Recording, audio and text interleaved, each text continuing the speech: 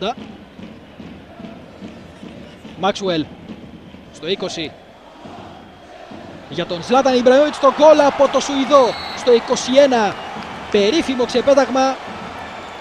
Το πρώτο γκολ από το Σουηδό, ο οποίος μπορεί να είναι πρώτης εξόδου από την Βαρκελόνη, αλλά ξέρει πάρα πολύ καλά πώς θα σκοράρει. Οι φίλοι της Μπαρσελόνα θέλουν να παραμείνει ο Σουηδός. Ουδής γνωρίζει το μέλλον του. Ικανοποιημένος για αυτό το γκολ ο Πεπ Γουαρδιόλα. Ανάμεσα στους δύο αμυντικούς πετάγεται περίφημα ο Ζλάταν Ιμπραήμοβιτς για να νικήσει τον Αντρές Παλόπ. Περίφημο σκυμπαλιά από το Μάξουελ. Οι δύο του συνδυάζονταν στον Άγιαξ. Παλαιότερα, αργότερα στην Ίντερ, τώρα και στην Μπαρσελόνα. Όπως πρέπει ακουμπάει την μπάλα ο Ιμπραήμοβιτς. Πάντα εντυπωσιακά τα γκολ του. Σεβίλη Μπαρσελόνα στο 21-0-1.